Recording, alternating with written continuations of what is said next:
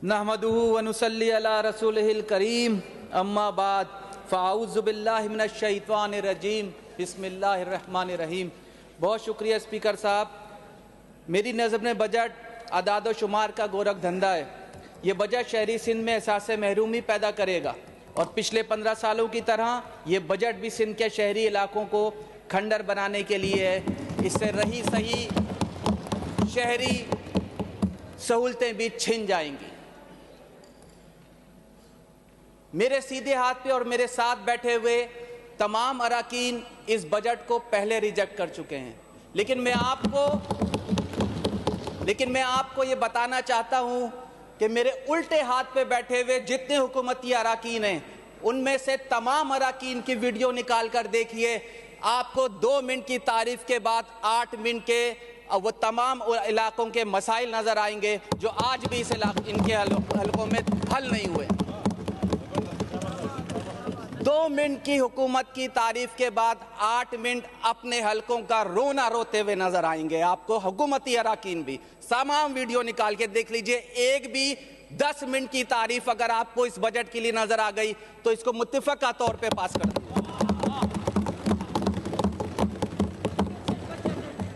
वज़ीर आला साहब के लिए एक शेर कहना चाहता हूं। अक्सर वो फैसले मेरे हक में गलत हुए, अक्सर वो फैसले मेरे हक में गलत हुए, जिन फैसलों के नीचे तेरे दस्तखत हुए।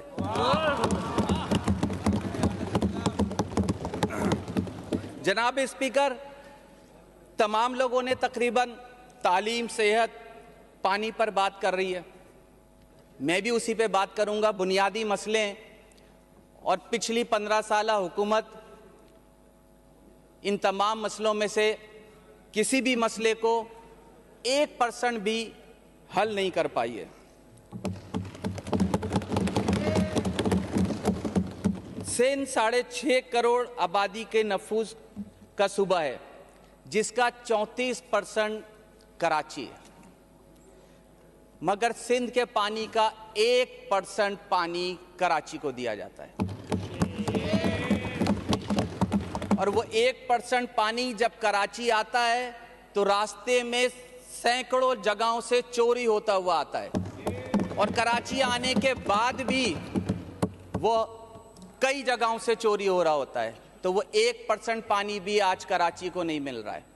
उसके बाद वाटर बोर्ड की नाअहली की वजह से सिंध गवर्नमेंट ने, जब से वाटर बोर्ड को अपने सिंध गवर्नमेंट के अंडर में लिया है, उसके बाद से उसके बजट का कुछ नहीं पता। एक छोटी से छोटी लीकेज बनाने के लिए भी उनके पास पैसे नहीं होते।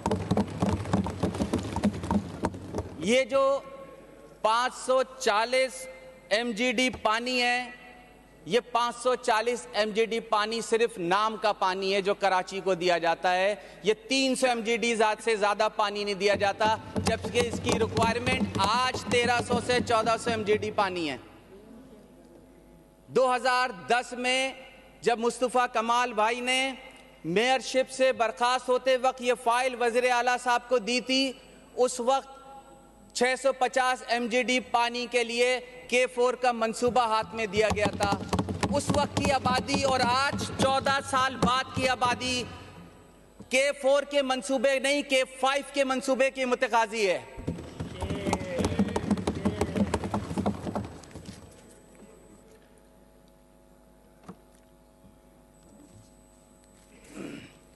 स्पीकर साहब, पानी के बाद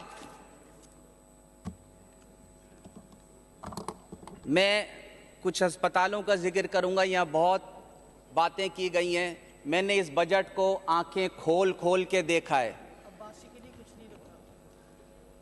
6.5 करोड़ आबादी के लिए सिविल अस्पताल का नाम लिया जाता है, JPMC का नाम लिया जाता है, कार्डियो का नाम लिया जाता है, गम्बट का नाम लिया जाता है। मुझे बताइए 6.5 करोड़ आबादी के लिए क्या ये अस्पताल बहुत हैं?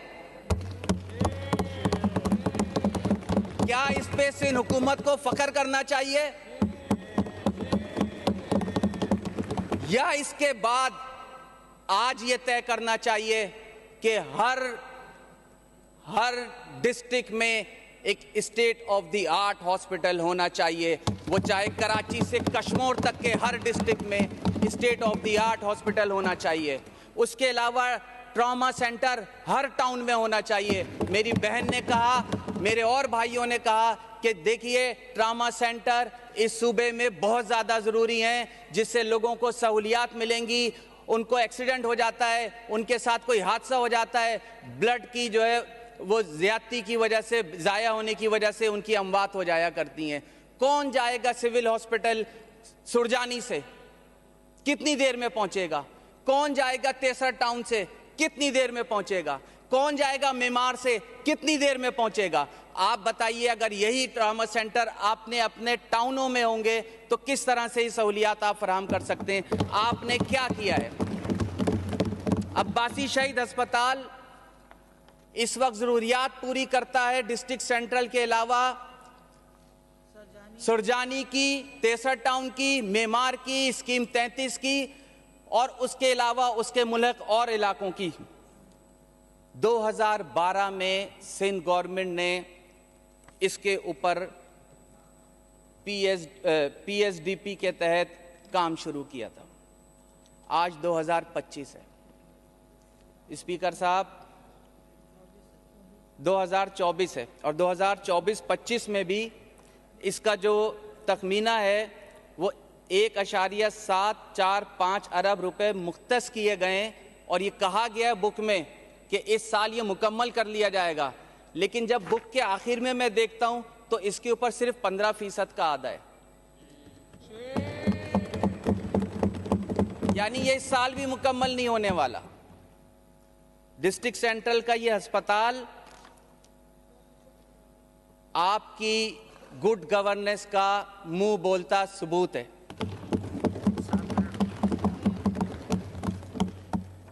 मेरे हलके में अर्बन अस्पताल है। 2023-24 के बजट में अर्बन अस्पताल को 10 करोड़ रुपए दिए गए थे। मैंने वहां का विजिट किया है। 5 लाख 2023-24 के बजट में मैंने, और वो 10 करोड़ रुपए वहां लग चुके हैं, ठेकेदार को पैसे जा चुके हैं। मैंने वहां का विजिट किया, उसके बाद मैंने वर्क्स एंड सर्विसेज को लेटर लिखा, मैंने ये चीफ मिनिस्टर साहब को अरसाल किया, मैंने ये दीगर इदारों को, एंटी करप्शन तक को अरसाल किया। उसके ऊपर 5 लाख से ज्यादा पैसे नहीं लगे। ये हालत है उसके टॉयलेट की और उस हॉस्पिटल की।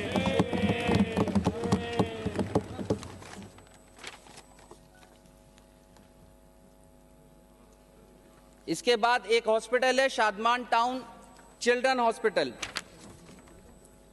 यह अस्पताल मोहतरमा बेनजीर भुट्टो ने 1988 में इसका संगे बुनियाद रखा था और हेलीकॉप्टर पे आई थी वो इसका संगे बुनियाद रखने के लिए। 2002 में जब मुत्तहिदा कौमी मूवमेंट की हुकूमत आई तो इस अस्पताल को शुरू किया गया। यह अस्पताल बाकायदा ऐसे नहीं बनवा कर इसमें एम्प्लॉयमेंट कर दी गई। 50 बेडेड अस्पताल शुरू किया गया। इसके बाद 2016 में जापान की तंजीम से एक नई बिल्डिंग जो जायका के नाम से तंजीम थी उसके ताउन से नई बिल्डिंग बनाई गई। लेकिन स्पीकर साहब फिर 2016 में ही सिंध गवर्नमेंट ने इस अस्पताल को एक PEI NGO के हवाले कर दिया और इससे 10 साल मुआहिदा किया। यह अस्पताल NICH के बाद सिंध का दूसरा बड़ा अस्पताल है जो कि 220 बेडेड और रोजाना 2500 OPD की बुनियाद पर चलने वाला यह अस्पताल गरीबों को सहूलियात पहुंचाने के लिए था।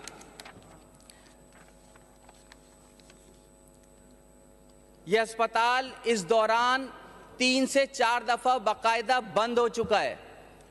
आज यह अस्पताल चल रहा है 5-5, 6-6 माह इसकी सैलरी एम्प्लॉयज को नहीं दी जाती और आज NGO इसके अंदर 400 मुलाजमीन जो कि 5 माह से तनख्वाहों से आज भी महरूम है। ये माशी बदहाली का शिकार हैं। इनको तनख्वाहें हंगामी बुनियादों पर अदा की जाएं और अस्पताल में दवाओं की फराहमी यकीनी बनाई जाए। तमाम मुलाजमीन को सिंध गवर्नमेंट अपने पैरोल पर तनख्वाहें अदा करे। वैसे तो पूरे सिंध में तालीम का जो हाल है वो मुझसे हुकूमती और अपोजिशनी अरकान सभी जानते हैं, लेकिन मेरे हलके में कुछ स्कूल हैं जिनसे मैं आपको वाइंड अप कर लें स्पीच जी। अभी तो 9 मिनट हुए हैं, 10 मिनट पूरे नहीं हुए। ये वो स्कूल है, पीला स्कूल, मशहूर स्कूल, जिसकी बिल्डिंग के अंदर 5 इमारतें प्राइमरी स्कूल की हैं और 2 इमारतें सेकेंडरी स्कूल की हैं। इसके अंदर बाथरूम की और स्ट्रक्चर की, इंफ्रास्ट्रक्चर की यह हालत है। इसके बाद एक स्कूल है मौलाना शौकत अली स्कूल सेक्टर 3 में। इस स्कूल के साथ ग्राउंड में सेवरेज का और बारिश का पानी जमा हुआ है। इधर ना तालीम हासिल कर सकते हैं बच्चे और ना ये स्कूल खुलने के काबिल है। इसके बाद एक स्कूल है 5B3 में, मदीना स्कूल के नाम से। ये टीन की चादरों पे मुश्तमिल ये स्कूल, मेरे हलके में टीन की चादरों पे मुश्तमिल ये स्कूल है। और ये टीन की चादरें भी गली हुई हैं, बारिश होती है तो बच्चे किस तरह पढ़ते होंगे ये आप समझ सकते हैं अच्छी तरह। ये तालीमी निज़ाम है और ये वो बजट है जो 15 साल पिछले बजटों में इसको बन जाना चाहिए था, इनको मुकम्मल हो जाना चाहिए था, लेकिन ये मुकम्मल नहीं हुए हैं। मैं आपसे रियान साहब 11 मिनट हो गए। बस मैं स्पीकर साहब आखिर में सिर्फ एक बात, मैं सिर्फ यहाँ पे इनके ऊपर तनकीद करने नहीं आया हूँ। पिछली दफ़ा भी मैंने जब कॉल अटेंशन की थी तो मैंने बात की थी कि हल क्या है। देखिए स्पीकर साहब, MKM की मौजूदा क़यादत ने शहरी सिंध में बहुत कुर्बानियों के बाद अमन और भाईचारे का ऐसा माहौल पैदा किया है जिसके बाद शहर में रहने वाली तमाम इकाइयाँ पुरानी नफरतें ख़त्म करके एक हो रही हैं।